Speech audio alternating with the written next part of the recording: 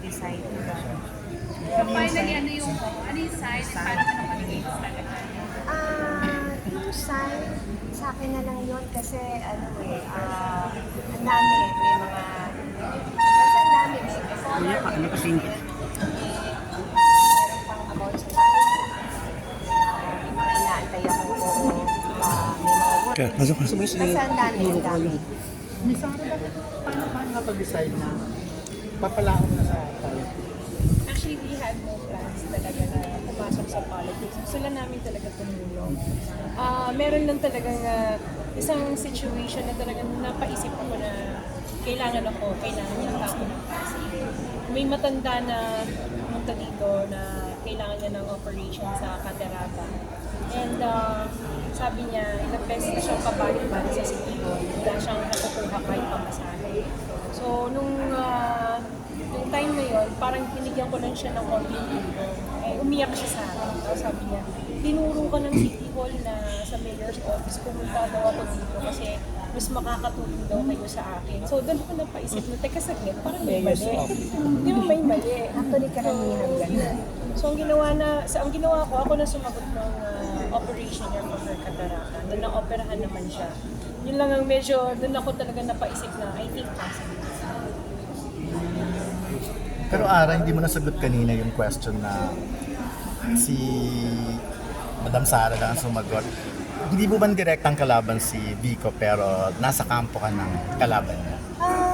Actually, I don't really personally know Vico. Kasi si Bossing lang yung nakasama ko sa trabaho. So, kumaga wala ko talagang personal rin kay Mayor Vico. Yung si Ate Sara talaga yung binigay sa akin ni Lord para pasukin talaga ng public service. So ready ka naman katulad sinabi na suntok sa buwan, mabigat paderang kalab. Women empowerment. Yes, babae naman. Madam Ate, meron kasi kaming parang naging impression yung Pasig that Mayor Vico is doing well as a leader of Pasig. Actually, some other towns parang may inggit na sana taga-Pasig. Hearing you now, parang nagkakaroon kami ng mayroon bang kulang, meron bang mali? Siguro kasi I think the mayor focused more on the governance. Na medyo napabayaan yung health sector, yung ibang sectors na like education. So, yun yung siguro ang kasi I know from social media talaga na talagang very popular sa mayor. Pero talagang going down sa daydayan lalo, medyo doon tayo Hindi kayo lumaban hindi naman kayo sa mga black propaganda, wala kayo. No, yun nga, I did ask for a signature on a peace treaty, which declined to sign. So, siyempre gusto natin ng peaceful election, yung walang batuhan ng, ayoko ng gano'n. It's not our personality. So, yun yung hindi na sign yung peace treaty namin. Pero madam, hindi ka ba natakot na syempre sabi nga ni Ara kanina, paulit-ulit niya sinabi na magulo ang politika. Na posibleng dahil sa pagpasok mo sa politika, mag-hurt ka yung personal life, yung business mo, lalo na nasa Actually kasi from the private sector, wala naman kami tinatago eh. No, wala kami tinatagong sa business namin, sa love life ba? Sa personal life. Kasi we're an open book naman. I even inform people that I have kids clinically diagnosed with ADHD kasi I want people to be inspired sa kwento namin mag-asawa kasi hindi naman kami nag-start from na meron ka agad. We really started from zero. So hindi kayo nag-discourage siya, nangyayari yun sa politics natin. May yung mga mismo na sa dating Pangulo ay gagawang ma-arresto. Hindi. Nakafocus kami sa pagtulong talaga. Kaya hindi Local. Ara, may question lang ako, no? Kasi nabanggit mo nga kanina nagkatrabaho kayo ni boss, di bossing. May sa politika kasi minsan nagkakaroon ng problema, nagkakaroon lamat ang relasyon. Handa ka bang baka mamaya magkaroon lamat ang relasyon ng dalawa ni bossing because of this? Si Bossing, knowing Bossing, hindi naman siya na matalinong tao si Bossing, hindi para magkaroon ng ganong problema. Kasi may kanya-kanya naman tayong preference, may kanya-kanya tayong journey. Yes. So I don't think na sasama loob ni Bossing sa ganun. Friend kalaban na si Angel. Ayun, oo. Last election yata, I think he was the first Yes, oo. pastor elected. So, anong mo doon? Yes, At kumusta kayong dalawa naman ni Okay Angel? naman kami, nagkikita kami sa mga events. Oo. Tapos, sa kabilang party. So, siya yung artista doon sa party ni Mayor. Tapos ako naman kay Ate Sara, ako lang din yung artista. Tsaka 6 naman kailangan dito. 6 naman kursuhan. Oo, 6 naman yung counselors. So, Pero all in all sa District 2, we're 16. And 6 lang ang kukunin. So, nagkita na kayo? Nagkamustahan ba kayo? Oo naman, oo Anong naman. say Okay naman naman niya na you're running also here? Nung una, sabi niya, tatakbo ka daw. Sabi ko, actually, nung bumaba ko noon, hindi pa talaga ako, kasi yun parang para sa seniors yun tulong, ganun. So, hindi ko pa talaga, nag-iisip pa rin ako. Pero bumaba ako kasi for charity nga. Sabi niya, tatakbo ka daw. Napasmile lang ako sa kanya. So, hindi ka pa sumagot sa kanya? Hindi pa ako sumagot sa kanya noon. Oo. Pero okay naman kami. Matagal na kami magkakilala. Oo. Para paano kasi yung support ng pagpatuloy?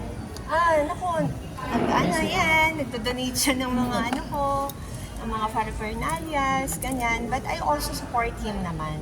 Kasi it's naman, he's running for Turismo Party List.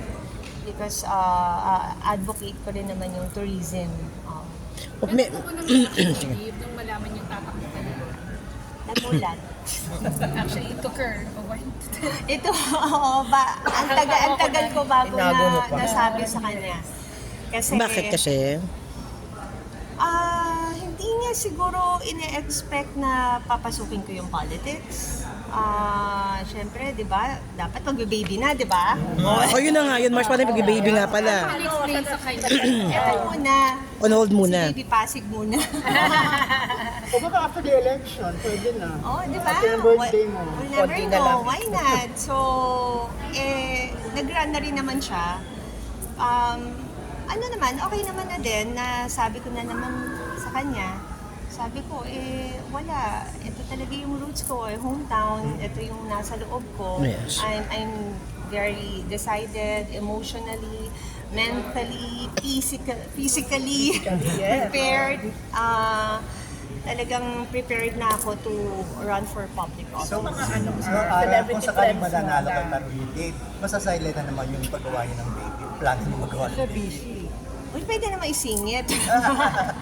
Di ba, syempre, mas busy lang kasi pag-campaign, di ba? Lahat kailangan nating matap, yun. Sa after campaign. Celebrity friends mo ang, nasusuporta sa'yo? Marami, halos lahat. Like? Oo. Syempre, yung mga nakasama ko sa shows. Ate, pag kailangan mo.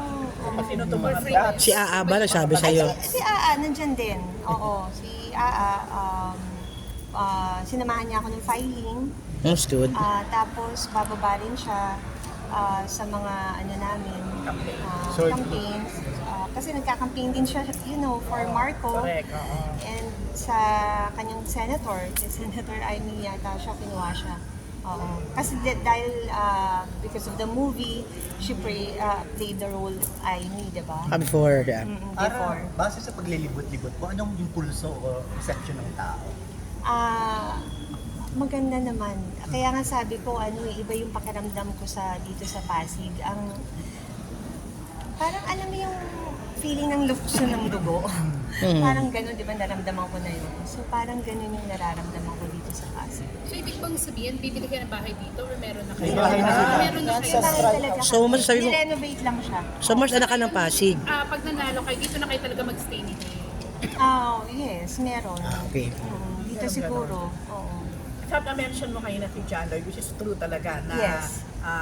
kababayan mo talaga siya sa Kasi Santolan. yung parents niya at saka mommy ko, magkababata.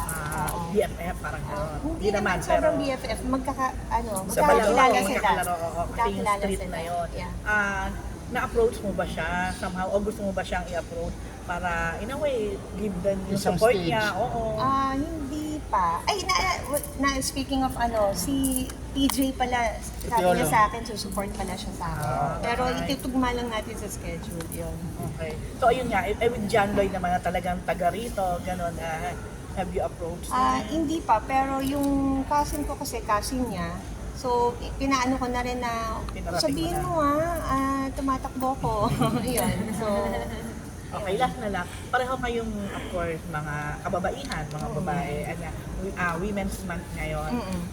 Would you say na yung tandem ninyo ngayon as both women, pwedeng, ito na, ang pwedeng, ano ba, tamang term, oo nga, no? Umupo, manalo. magpa-shake sa Passing bayan ng politics. Pasig. Babago. Yeah, syempre kasi bilang isang ina, no, isang babae, alam natin kung anong pangangailangan sa pamilya, no, anong pangangailangan ng mga anak natin. So I think yung tandem namin, pareho kasi kami mga mothers, alam namin kung anong needs talaga ng bawat isang Pasigueño siguro na yun yung palang pinahahapyaw o pinararamdam na namin sa mga Pasigueños. Okay, thank you. Salamat sa iyo. Thank you. Aray ka rin, any more about that? Actually, yun nga, last year pa kami, umiikot, nagbibigay ng tulong, non-stop medical meetings, until now hanggat hindi pa nagsistart ng global campaign. Sobra, doon ko nakita talaga yung pangangailangan ng mga tao. Ara, ano lang tips na binigay ni Dave when he learned na tatakbo ka na nga sa Ano yung May tips na tips. binigay niya? Ang Dahil dami. lagi naman na rin siyang politiko. Marami, oo. Always smile. Basta kung ano yung mga na-experience niya, kung ano yung natutunan niya, inaano niya sa akin, ina-advise niya sa akin. Kumaga parang, ako naman kasi, basta from the heart yung pagtulong ko talagang, it comes naturally. Yes. Pilit And for the benefit lang ng mga syempre nag-iisip na ang mga artista walang alam sa politika, ikaw ba may balak ka or nag-take ka ng any course related to I'm planning to study. Public administration. Public administration. Oo, nag-aano na ako. after election na yan? Oo, nag-research Kailangan na ako yan. ng mga, kung saan ako papasok. So win or lose, yun ang plano mo? Yes, oo. Win or lose. Oo. Ngayon kasi hindi kaya ng schedule talaga. Oo. Pero Ara, ano yung most challenging na nangyayari sa iyo ngayon sa pagpasok sa politika? Ano yung mga nararamdaman mo struggles? Alam mo, sa Suka ng konti, Brad. dami ng Suka ng konti, maluwag. nangyari sa buhay ko. Suka ng konti. Papunta kayo. Parang hindi na siya struggle. Yung nangyayari sa everyday lives ko. Parang ano na siya normal.